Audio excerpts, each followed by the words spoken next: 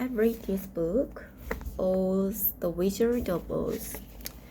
The cyclone. Dorothy lived on a farm in Kansas with Uncle Henry and Aunt Em. Her little dog Toto was Dorothy's only friend. They played together all day long. One day, Uncle Henry and Dorothy were outside when the sky darkened and the wind grew stronger. "There's a cyclone coming," shouted Uncle Henry. Then he ran to look after the cows and horse. "Quick, out in the cellar!" screamed Aunt Em. Dorothy picked up Toto and ran into the house, but he jumped out of Dorothy's arm and hid under bed.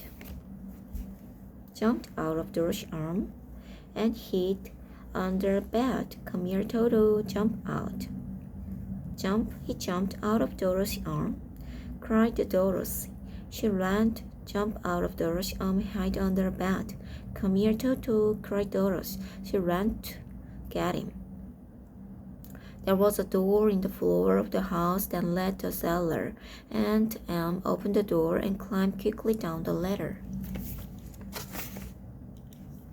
Suddenly, the storm wind hit. The whole house shook and Dorothy fell to the floor.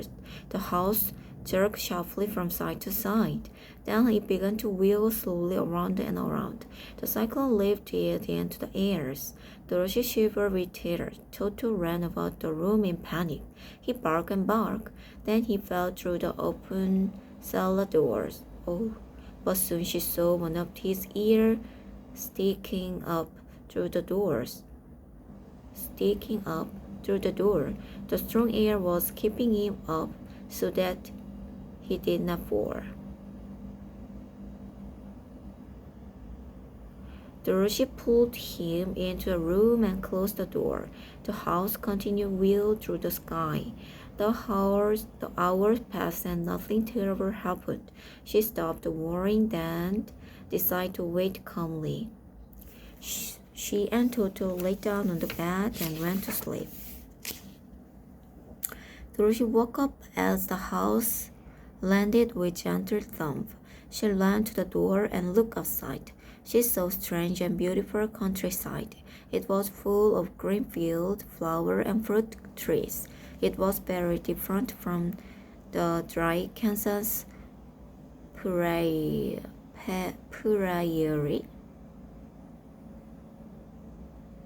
She went outside and looked around in amazement. "I don't think we are in Kansas anymore, Toto," she said. She saw a group of strange people coming toward her. They were 3 men and 1 old man. They all wore round pointed hats. The man had blue hat and blue clothes, but the woman wore a white hat and white gown. The gown was sprinkled with little stars. The woman walked up to Dorothy and made a low bow. "Welcome to the land of Munchkins," she said in sweet voice. "You have killed the wicked witches of East and set us free." "You have killed the wicked witch of the East and set us free. Well, what do you mean?" asked Dorothy, confused. "I never killed anyone." "Your house did actually," said the old woman. "Look." She pointed to the corner of the house. Dorothy gave a little cry of fright. 2 feet were sticking out under the corner of the house. On the feet were silver shoes. As they watched, the feet of that witch disappeared. Nothing was left behind but the silver shoes. "Oh dear!" cried Dorothy in dismay. "But who are you?" "I'm a good witch of the north," said the woman. "The silver shoes are magic and now they are yours." She gave Dorothy the shoes. Dorothy took them. "Thank you," she said. "Now, can you help me get home to Kansas?" "No, I can't," said the good witch. "Go to the Emerald City. Perhaps the Wizard of Oz will help you." She kissed Dorothy gently on the forehead. "My kiss will keep you safe," she said. "How do I get to the Emerald City?" asked Dorothy. "Just follow the yellow brick road," said the witch. "Goodbye, my dear." The cyclone. Dorothy lived on a farm in Kansas with Uncle Henry and Aunt Em. Her little dog Toto was Dorothy's only friend. They played together all day long. One day, Uncle Henry and Dorothy were outside when the sky darkened and the wind grew stronger. "There's a cyclone coming," shouted Uncle Henry. Then he ran to look after the cows and horse. "Quick, get in the cellar!" screamed Aunt Em. Dorothy picked up Toto and ran into the house. But he jumped out of Dorothy's arm and hid under the bed. "Come here, Toto," cried Dorothy. She ran to get him. There was a door in the floor of the house that led to the cellar. Aunt Em opened the door and climbed quickly down the ladder. Climbed up, climbed down. Suddenly the storm wind hit. "Oh, where is the Uncle Henry?"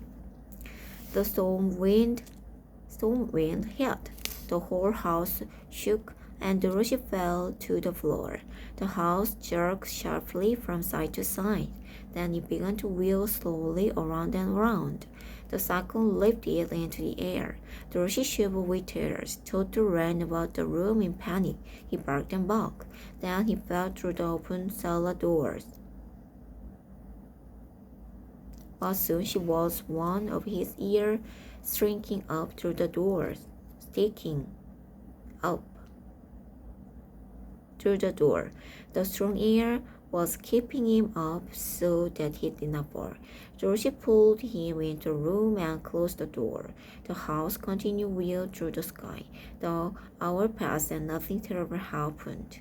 She stopped worrying and decided to wait calmly. Toto, where is the uncle and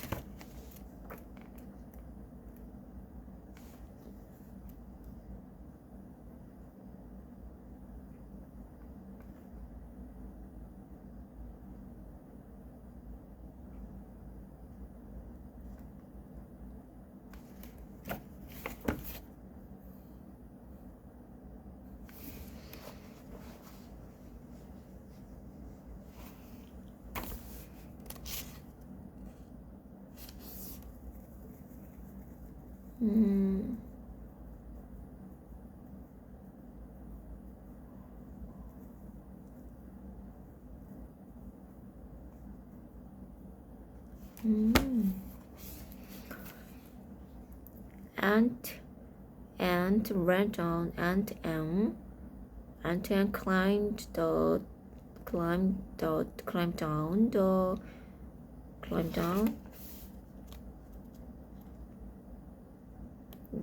cellar and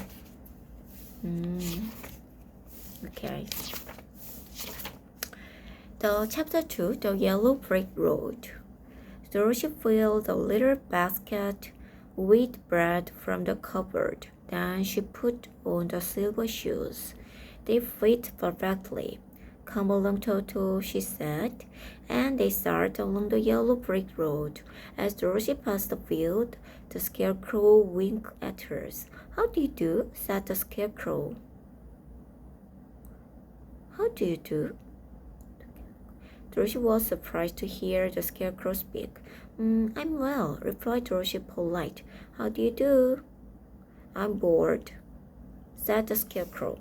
"It's no fun being stuck on this board. Can't you get down?" "No," said the scarecrow, "but perhaps if you help me." Dorothy reached up and lifted the scarecrow off the board. "Thank you." Lift the scarecrow off the board. "Thank you," he said. "Who are you and where are you going?" "I'm Dorothy," she said. "I'm going to the Emerald City. I want to ask the Wizard of Oz to send me home." "Who is the Wizard of Oz?" asked the scarecrow. "Don't you know?" she asked in surprise. "I don't know anything," said the scarecrow sadly. "I have no brain." "Oh," said Dorothy, "that's too bad." "If I go to Emerald City with you," said the scarecrow, "would Oz give me some brain?" "Come with me and ask him," said Dorothy. They started working together toward the Emerald City. Soon they came to great forest. Then Dorothy heard a groan. She and Scarecrow stopped in surprise. A man made of tin was standing beside a big tree. He held an axe above his head. Did you groan? Asked Dorothy. Yes, answered the Tin Woodman sadly. May I help you? Asked Dorothy. There's an oil can beside me, he said. Please oil my joint. They're rusted and I can't move. Dorothy picked up the oil can. He oiled the Tin Woodman's neck and elbow and knees. He sighed happily and lowered his axe. Thank you, he said. Why are you in forest? We are going to see Wizard of Oz, said Dorothy. I want to go home, and the Scarecrow wants some brain. Could Oz give me a herd? Asked the Tin Woodman. I guess so. Come with us, answered Dorothy. The forest was very thick in some places, so the Tin Woodman chopped a tree to make a passage. Suddenly, a great lion bounded into the road. Little Toto barked and ran toward the lion. The lion opened his mouth to bite Toto. Dorothy ran forward and slapped the lion on the nose. Slapped. Don't bite Toto. Slapped the lion on the nose. Don't bite Toto, she cried. I didn't, said the lion. He rubbed his nose with his paw. You tried to, said Dorothy. How could a big beast like you bite a poor little dog? You are coward.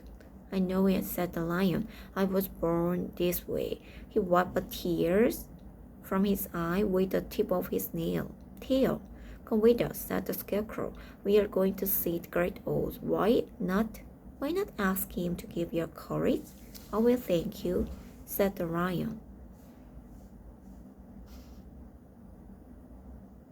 Coward. I was born this way. He wiped a tear from his teeth.